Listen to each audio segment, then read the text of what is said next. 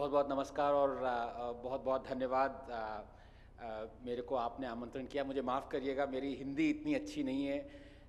तमिल भाषी हूँ, लेकिन जब एमएल खट्टर जी की तमिल इतनी अच्छी हो सकती है तो मैं भी अपनी हिंदी थोड़ी बहुत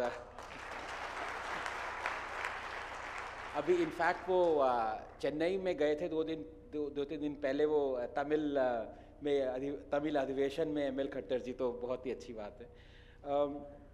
और कपिल जी जिन्होंने अभी एक भाषण दिया, तो उनसे मैं कहूँगा ऐसा भाषण ना दिया करें, क्योंकि मैं नोटा वोटर हूँ और मेरे पैर डगमगा जाते हैं जब मैं, तो मुझे ये डर लग रहा है कि अब मैं कहीं कपिल जी को वोट ना दे दूँ। बट रियली फैंटास्टिक कपिल, जो आपने बहुत ही ज़बरदस्त, जिसे कहते हैं कि आपने जगा दिया, हिंदुओं को जगा दिया। लेकिन इनसे मेरा एक पुराना नोक झोंक का रिश्ता रहा है। ये मेरे बड़े भाई हैं, उम्र में छोटे हैं लेकिन लगते बड़े हैं। तो इनसे मैं ये कहता हूँ कि आप हिंदुओं को जगाया ना करें, क्योंकि हिंदू जब जाग जाता है तो वो देखता है कि उसके तो पैरों में बेड़ियाँ पड़ी हुई हैं। अब वो बेड़ियाँ हट नहीं रही हैं। तो ये जागना अच्छा है कि आप जाग के पता लगाएं कि आपके पैरों में बेड़ियाँ पड़ी हैं और आप उन बेड़ियों को तोड़ नहीं सकते, या कि आप सोते रहें, आपको पता ना चले बेड़ियाँ। ये डिसाइड करना है। तो मैंने कपिल जी से पिछली बार हम मिले थे उज्जैन में, तो मैंने ये कहा था कि मुझे कोई दोबारा नहीं बुलाता, सब एक बार बुलाते हैं। क्योंकि कहते हैं ये क्या कह रहा है, ये तो सब गड़बड़ कर रहा है, यहाँ पे सब सच पे सच बोले चले जा रहा है इसको। तो कपिल जी ने कहा मैं वादा करता हूँ, मैं जब भी दूसरे उसमें होऊंगा मैं आपको दोबारा आमंत्रित करूँगा। तो इसलिए कपिल जी दोबारा मिल रहे हैं और उन्होंने दोबारा बुलाया है। और मैं ये कहना चाहता हूँ कि आज के फंक्शन में ये मेरा बहुत ही बड़ा वो है, क्योंकि मैं एक तरह से मुझे रियली लगता है कि मैं एक फैमिली में हूँ, और फैमिली में हमेशा सच बोलना चाहिए, क्योंकि फैमिली के अंदर की बात है। अगर फैमिली के अंदर लोग विमर्श नहीं करेंगे, डिस्कस नहीं करेंगे, और जो सच है वो नहीं बोलेंगे, जो क्रिटिसाइज है वो नहीं करेंगे, तो फिर और कहाँ करेंगे।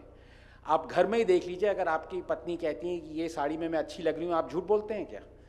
एक्चुअली झूठ ही बोलते हैं, लेकिन अगर बचना है तो बहुत ही ज़्यादा झूठ बोलते हैं। लेकिन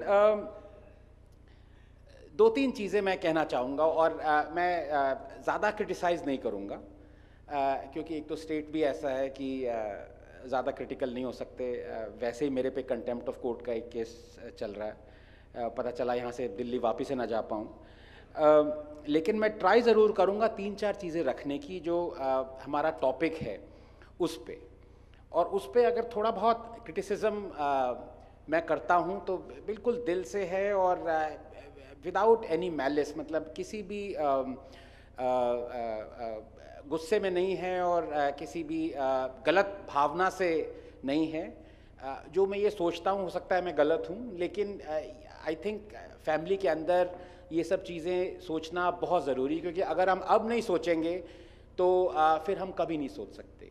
और ये चीज़ें हर एक को सोचना चाहिए। और जैसे कपिल जी ने कहा कि अब हिंदू त्यौहार तो ऐसे हैं कि एक नहीं 3 दिन की छुट्टी मिलनी चाहिए। एक दिन त्यौहार मनाओ और अगले 2 दिन अपनी पट्टी कराओ। तो राजस्थान में तो वो भी अब राइट टू हेल्थ के चक्कर में मुश्किल हो गया है।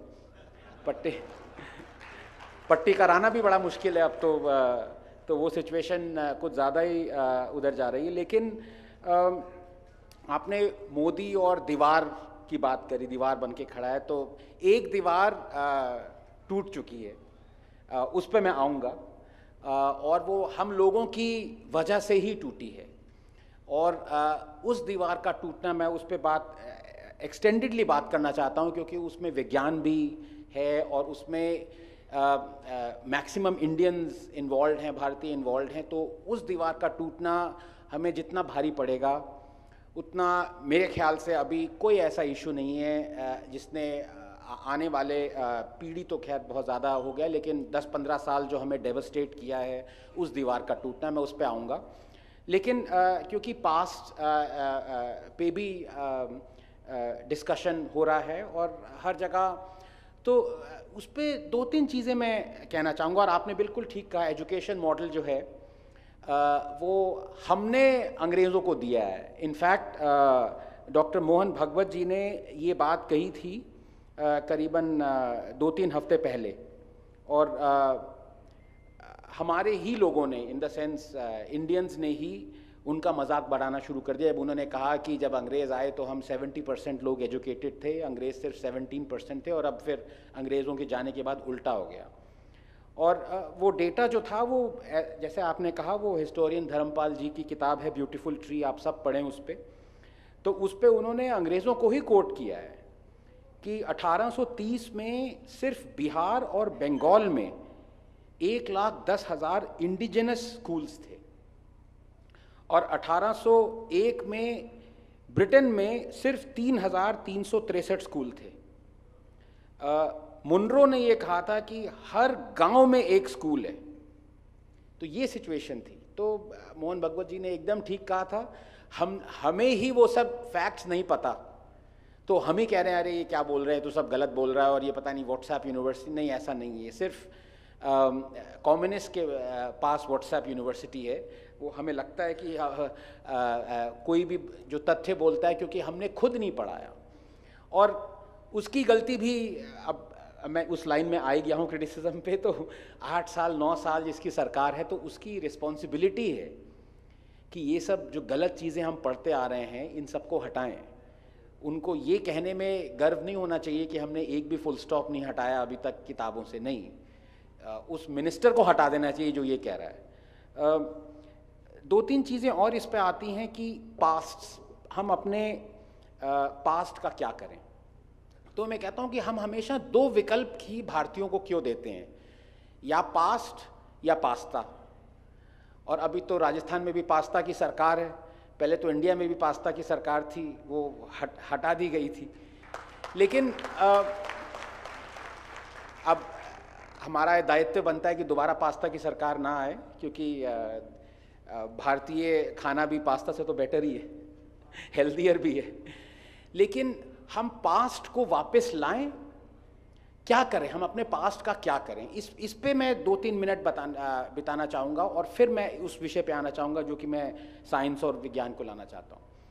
देखिए, बहुत ज़रूरी है लोगों को हमारे पास्ट का सच बताने का, बहुत ज़रूरी है, क्योंकि अब इसको हिंदी में क्या कहेंगे, व्हाट आई फील कि some advance towards greatness while some return to it. We need to do both. ये हमें समझना बहुत ज़रूरी है। हमें पास्ट में ही नहीं जीना है, लेकिन हमें पास्ट के बारे में जो हमारा सच था, ब्रह्मगुप्त की बात करी, इतने सारे लोगों ने बात करी, हिंदू सिविलाइजेशन ने कभी साइंस को दुत्कारा नहीं है। अब बाकी एब्राहमिक रिलीजन्स लीजिए, गैलीलियो को माफ़ी मांगनी पड़ी थी। बाकी रिलीजन्स में कहते हैं कि अर्थ फ्लैट है, चांद है वो स्प्लिट हो गया 2 में, 8 दिन में अर्थ बनी। ये सब कह रहे हैं कि ये साइंटिफिक फैक्ट्स हैं, अभी भी लोग, बिलियंस लोग मानते हैं इसको। तो हम उस पास्ट में जाएं जहाँ से हमें इंस्पिरेशन मिले, जहाँ से केरला स्कूल जो मैथ्स का स्कूल था, ब्रह्मगुप्त हैं, जो सर्जन्स थे हमारे, जो साइंस में इतनी ट्रेमेंडस डिस्कवरीज हुई, हमें वो रेप्लिकेट नहीं करना, हमें उससे इंस्पिरेशन लेनी है। ये जानना बहुत ज़रूरी है। We have to return to greatness, but we also have to advance towards greatness. America है, यूरोप है, हम भले ही कहते हैं वसुधैव कुटुंबकम, लेकिन क्या हम उसको मानते हैं? अगर हम अल्ट्रा कंपेटिटिव हुए, हमें ये जानना भी बहुत ज़रूरी है कि मेडिसिन में अभी 99% जो डिस्कवरीज हैं जिनका बेनिफिट ह्यूमैनिटी उठा रही है, वो इंडिया से नहीं आ रहे हैं। अगर हमें वो लाना है तो हमें साथ चलना है। साइंस में बाउंड्रीज नहीं हो सकती। आप वैक्सीन को ले लीजिए, जो 90% इंडियंस को कोविशील्ड मिली है, that is a discovery of the Oxford laboratory. ये बहुत ही अच्छी बात है कि कोवैक्सीन हमारी अपनी है, लेकिन जो प्रोसीजर पे बेस्ड है वो vaccine that is not an indigenous discovery. Inactivation by beta-propiolactone is a known thing in vaccine. तो ऐसी कितनी डिस्कवरीज हैं जो कि हमें आगे ले जाएंगी विज्ञान में. हमें ये एक्नॉलेज करना है कि ऐसी अभी इंडिया से बहुत ही कम या एकदम मिनिस्क्यूल हैं, उनको बढ़ाना है. उनको बढ़ाने का मतलब ये नहीं कि हम पास्ट में रहें, कि हम इतना ग्लोरीफाई कर दें पास्ट को कि हम उसी में रहना शुरू कर दें. नहीं, उनको बढ़ाने का मतलब है कि हम पास्ट से इंस्पायर हों. और अपने आप इंस्पायर होता है आदमी अगर उसे लगता है कि जो आप कह रहे हो कि न्यूटन ने ग्रेविटी डिस्कवर करी, ये गलत है, ब्रह्मगुप्त ने करी थी, ये तो फैक्ट है. अगर आप आर्यभट्ट को लेके चलें, अगर आप इतने सारे और सर्जन्स को लेके चलें, ये सब फैक्ट्स हैं, ये सब इंस्पायर करने चाहिए. लेकिन इंस्पिरेशन से ज़्यादा नहीं होना चाहिए कि हम उसी में जीना शुरू कर दें, क्योंकि हमें आगे बढ़ना है. अब मैं उस पर आऊँगा कि हम आगे कैसे बढ़ें. अनफॉर्चुनेटली हम आगे सिर्फ साइंस से नहीं बढ़ सकते. हमें आगे बढ़ाने के लिए हमारे लीडर्स होने चाहिए, क्योंकि साइंस सिर्फ एक हद तक जाएगी. साइंस को इम्प्लीमेंट करने का जो डिसीजन है वो गवर्नमेंट्स लेती हैं, वो हमारे लीडर्स लेते हैं. साइंटिस्ट ने कुछ डिस्कवर करके रख दिया प्लेटफॉर्म पे, उसको यूज़ कैसे करना है, उसको करना भी है या उसको भूल जाना है, हमें वोट मिलेंगे उससे कि नहीं मिलेंगे, ये डिसीजन साइंटिस्ट नहीं लेते, ये डिसीजंस पॉलिटिशियंस लेते हैं. और अब मैं उस पे आने वाला हूँ कि जो डिसीजन, जो दीवार जो टूटी है, वो ये फार्म बिल्स की टूटी है. और ये इतना भयंकर धक्का लगा है, स्पेशली मुझे एज अ साइंटिस्ट. मुझे दुख होता है इस बात का कि फार्म बिल्स वापस ले लिए गए. इससे बड़ा दुख और किसी बात का नहीं है. और अगर मैं क्रिटिसाइज करूँगा तो मोदी जी को तो किया ही है, बहुत क्रिटिसाइज किया इस पे. लेकिन मोदी जी के ऊपर भी एक छत्र छाया है, एक अम्ब्रेला है जहाँ से मोदी जी आए हैं, जहाँ से सारे पॉलिटिकल लीडर्स आते हैं. वो छत्र छाया आरएसएस है.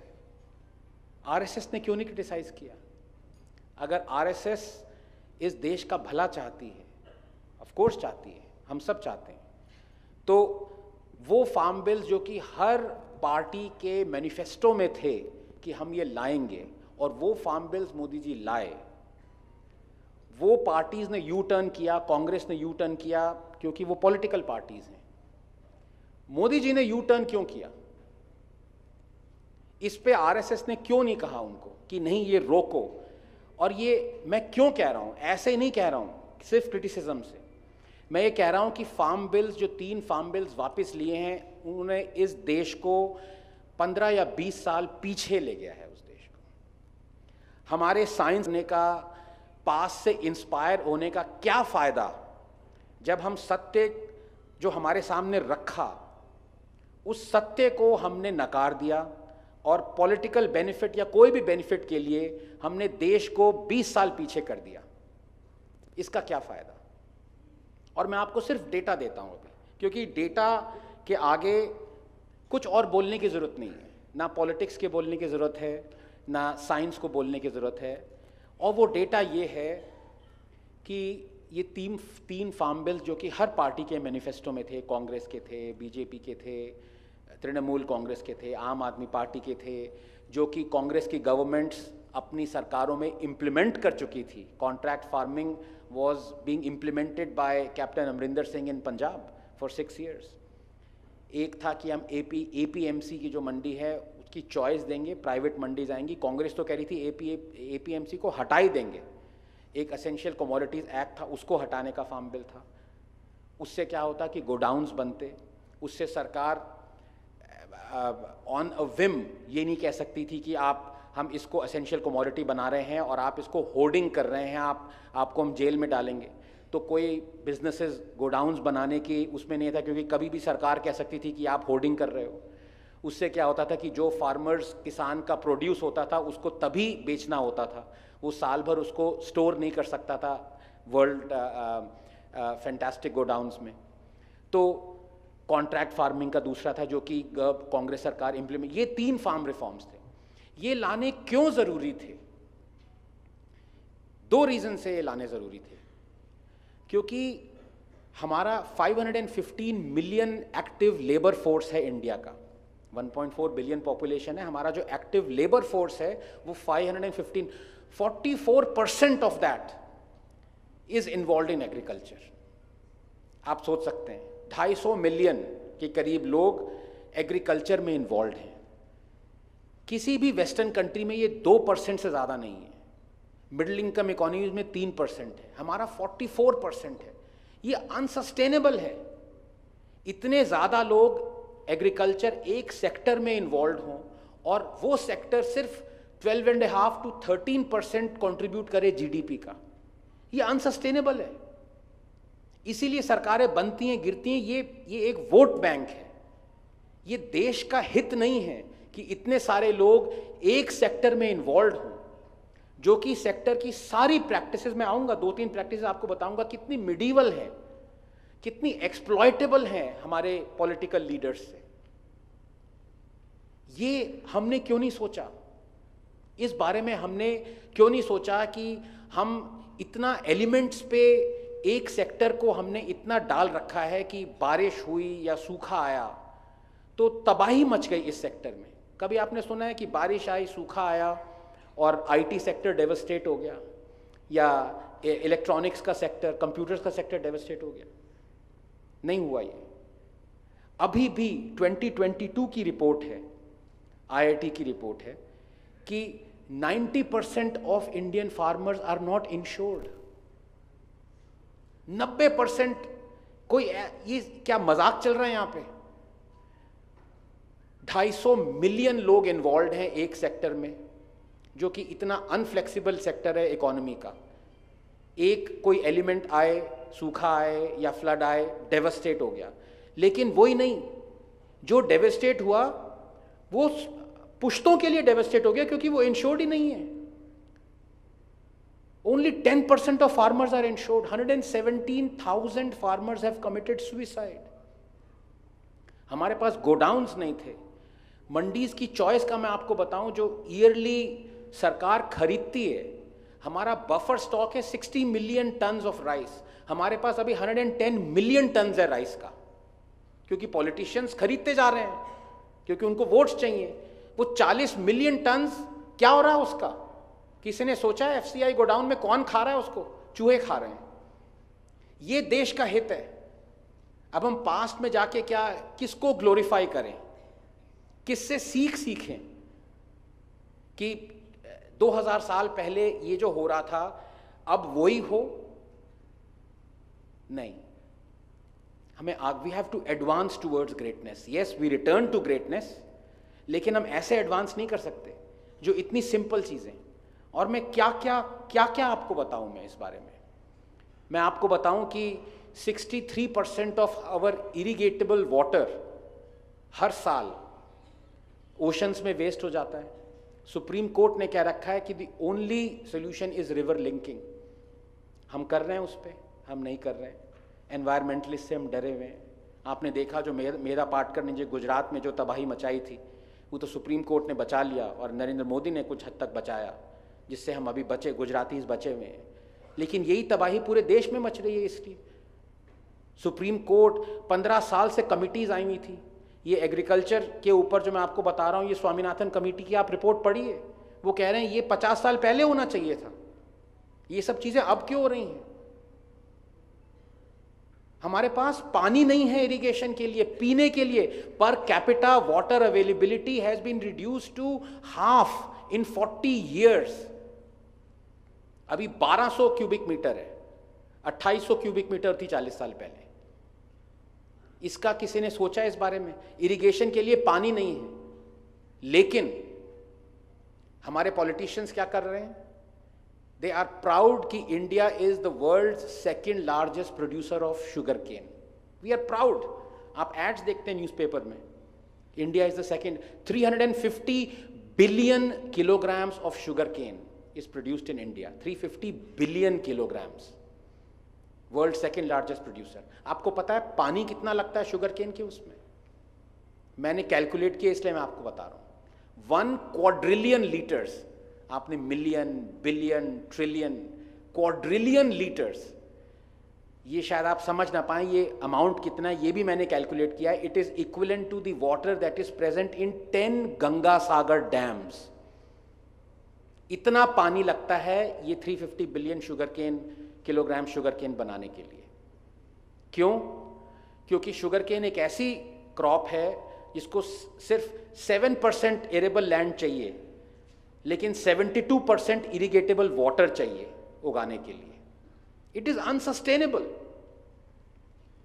लेकिन हमारे पॉलिटिशियंस ने अभी क्या किया पिछले साल? With pride, BJP is also involve in this. जो एमएसपी इक्विवेलेंट है शुगर केन का, उसको 1.5 टाइम्स बढ़ा दिया कि और उगाओ शुगर केन, और उगाओ। यूपी में आप देखिए belts upon belt sugar cane उगा रही है। कोई सोच रहा है? आपको क्या लगता है 2000 साल पहले कोई जो ब्रह्मगुप्त थे या जो भी थे वो ये होने देते? वो क्रिटिसाइज नहीं करते?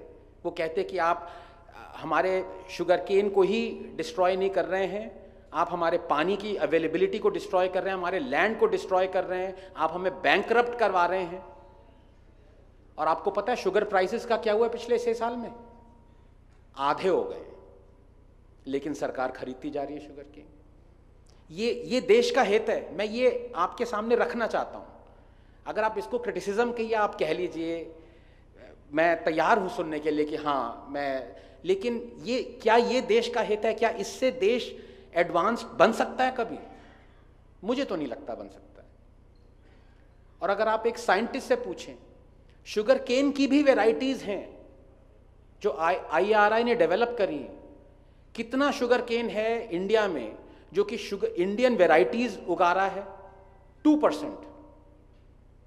तो हमने जो हमारे साइंटिस्ट ने शुगर केन वेराइटीज जो कि लेस पानी को लेती हैं, हम वो ही खुद नहीं उगा रहे हैं। हमारी जो इरिगेशन टेक्निक्स हैं हम खुद फॉलो नहीं कर रहे हैं, क्योंकि हमें वोट बैंक प्लेकेट करना है, हमें वो शुगर केन खरीदते जाना है। अभी देवेंद्र फडणवीस जब पिछली सरकार में थे, जब वो चीफ मिनिस्टर थे, उन्होंने बहुत अच्छी बात करी थी। उन्होंने कहा था महाराष्ट्र में आप कोई भी फार्मर शुगर केन नहीं उगा सकता विदाउट गवर्नमेंट परमिशन। आप सरकार के पास आइए, आप बताइए आप क्यों उगा रहे हैं, तब सरकार पूरा सर्वे लेगी, उस लैंड का वाटर अवेलेबिलिटी का सर्वे लेगी, उसके बाद आपको परमिट देगी शुगर केन उगाने के लिए। बहुत ही अच्छा स्टेप था, आई कमेंटेड। लेकिन 2 हफ्ते बाद वापस लेना पड़ा। क्यों? क्योंकि एक, मैं उनका नाम नहीं लेना चाहूँगा, पद्मा भी मिल चुका उनको अवार्ड, शुगर लॉबीज कहते हैं, उन्होंने कहा नहीं इसको वापस लो, हमारी तो सारी शुगर जो बनती है वो मोलासेस और लिकर के काम आती है, वो सब बंद हो जाएगा। तो हमारे पास पानी नहीं होगा 15 साल में, लेकिन ओल्ड मंक होगा पीने के लिए। ये सिचुएशन है। क्या ये एडवांसमेंट की तरफ जा रही है? आप थोड़ा सोचिए। पास्ट इंस्पायर करने के लिए ग्रेट है, ग्रेट है। मैं खुद इंस्पायर होता हूं, मुझे ऐसी स्टोरी सुननी होती हैं कि हमने ये डिस्कवर किया, हमने ये किया। एब्सोल्युटली, तभी आदमी इंस्पायर होता है। लेकिन क्या हम उसी में बैठे रहें? एडवांस कैसे हो ये सोचना है। We have to go back to greatness, but we have to advance towards greatness as well. तो एग्रीकल्चर में क्यों ये इस सेक्टर पे बार बार क्यों वो कर रहा हूं? क्योंकि सबसे ज्यादा 44% लेबर फोर्स हमारा इसी में इन्वॉल्व है। बाकी कोई सेक्टर ऐसा नहीं है। हमें एग्रीकल्चर से बाहर निकलना है। आप पॉलिटिशियंस के बारे में की मत सुनिए जो कि बार बार एग्रीकल्चर पे जा रहे हैं। क्या गड्ढे खोदना एक एम्प्लॉयमेंट है? आप फार्मर्स की सुनिए। 58% ऑफ फार्मर्स, NSS सर्वे है, वो कह रहे हैं कि मैं अपने बेटे को कुछ मर जाऊंगा लेकिन उसको किसान नहीं बनाऊंगा। ये किसान कह रहा है और पॉलिटिशियन कह रहा है कि नहीं किसान बनाओ, किसान बनाओ। कोई भी इकोनॉमी डेवलप तभी करती है जब उसकी इकोनॉमी फ्लेक्सिबल हो, सर्विस इकोनॉमी हो। कभी भी बाढ़ आए, सूखा आए, वो किसी और में इकोनॉमिक सेक्टर में घुस के कमा सके, इंश्योर्ड हो, हेल्थ वाइज बैंकरप्ट ना हो, उसके पास पैसा हो चीज़ें खरीदने के लिए, इकोनॉमी में घुसने के लिए। हमारे पास किसानों में ये नहीं है, ये अनसस्टेनेबल है। और मैं सिर्फ इकोनॉमिक मॉडल की अनसस्टेनेबिलिटी की बात नहीं कर रहा, मैं अपने एग्रीकल्चर प्रोड्यूस की अब बात करना चाहता हूं, अनसस्टेनेबिलिटी की। हमारी पॉपुलेशन को हम नहीं खिला सकते हम लॉन्ग टर्म की सोचे 2050 में हमारे पास इतना प्रोड्यूस नहीं, we can not produce, we have to go towards genetically modified crops. मैं सिर्फ इसलिए नहीं, क्योंकि ये भी बहुत डिबेटेबल टॉपिक है, कई लोग इसके अगेंस्ट हैं, कई लोग फॉर हैं, हो, लेकिन आप चॉइस दीजिए। मैं आपको एक एग्जांपल देता हूं, वो भले ही कंज्यूमिंग क्रॉप नहीं है, लेकिन गुजरात में फार्मर्स को 10 साल पहले ये विकल्प दिया, चॉइस दी कि आप पीटी कॉटन उगाइए या नॉर्मल कॉटन उगाइए, ये सिर्फ चॉइस दी। अभी आप जाके गुजरात में देखिए, 99% जो कॉटन उग रही है गुजरात में वो जीएम कॉटन है, बीटी कॉटन है। फार्मर्स को चॉइस दिया है, किसी पॉलिटिशियन ने नहीं कहा कि ये उगाओ ये नहीं उगाओ। हम फार्मर्स को क्या बुद्धू समझते हैं कि उनको उससे पैसा लेना है, कमाना है? उनको चॉइस दीजिए ना। फार्मर को चॉइस दे रहे थे ये फार्म बिल्स। आपके पास चॉइस है, आप सरकारी मंडी पे जाना चाहते हैं आप जाइए, आप प्राइवेट कॉन्ट्रैक्ट पे जाना चाहते हैं प्राइवेट मंडी में जाइए, गोडाउन में जाना, ये चॉइस फार्मर्स को दे रहे हैं। हम क्यों थोप रहे हैं उन पे? क्या हम कम्युनिस्ट हैं? कम्युनिस्ट सरकारें ऐसा थोपती हैं। तो इसीलिए मैं अब रुकना चाहूंगा, क्योंकि अभी मैं जीएमओ पे भी बहुत वो करना चाहता हूं, लेकिन भले ही इस पे लोगों के विवाद हों, डिस्कशंस हों। आपको पता है 8 साल पहले इंडिया में ये चल रहा था बीटी ब्रिंजल के बारे में, बीटी जीएमओ मस्टर्ड के बारे में। हमारी इंडिजिनस प्रोफेसर पेंटल ने मस्टर्ड, जीएमओ मस्टर्ड उगाया हमारे, we should be proud of it. 100 Nobel laureate scientist ने कहा है कि GMOs are completely safe. They are scientist, they are saying this. 100 politicians ने नहीं कहा है। अगर 100 पॉलिटिशियंस कहते या एक राहुल गांधी कहता तो मैं फिर भी शक कर सकता हूं, लेकिन 100 agriculture scientist, Nobel laureates are saying. Bangladesh has taken up this thing, लेकिन हमने यहां पे जीएम मस्टर्ड अभी तक पास नहीं किया है। फील्ड जला देते हैं एक्टिविस्ट, एनवायरमेंट एक्टिविस्ट आके। डॉक्टर पेंटल क्या करें, उन्होंने तो अपने हथियार रख दिए, कहने लगे मैं इस देश में काम करना एकदम यूजलेस है। क्या फायदा डिस्कवरी का, उस इनोवेशन का क्या फायदा जब आपके खुद देश के नेता ही उसको आगे ना ले जाएं? बांग्लादेश उगाना शुरू कर दे गोल्डन राइस। हम मैल न्यूट्रिशन की बात करते हैं, अफ्रीका में populations are being elevated of this. उनकी मैल न्यूट्रिशन की प्रॉब्लम हट रही है गोल्डन राइस से, कि विटामिन इन्फ्यूज्ड दिस थिंग। हमने वो पास ही नहीं किया। हम कैसे फीड करेंगे अपने लोगों को? साइंस कुछ हद तक ही ले जाएगी ना। साइंटिस्ट का ये रोल नहीं है कि इसको इंप्लीमेंट करें, ये हमारे लीडर्स का रोल है। तो जब हम अपने लीडर्स को ही ऐसा ना कर पाएं, जब हमारे लीडर्स घुटने टेक दें, जैसे मोदी जी ने फार्म बिल्स पे टेके, और उनके ऊपर जो अम्ब्रेला है उनकी, वो चुप रहे, ये क्रिटिसिज्म योग्य नहीं है। इस बारे में हमें सोचना होगा। मैं यहीं रोकूंगा, and I can take later on some questions if you. Thank you so much.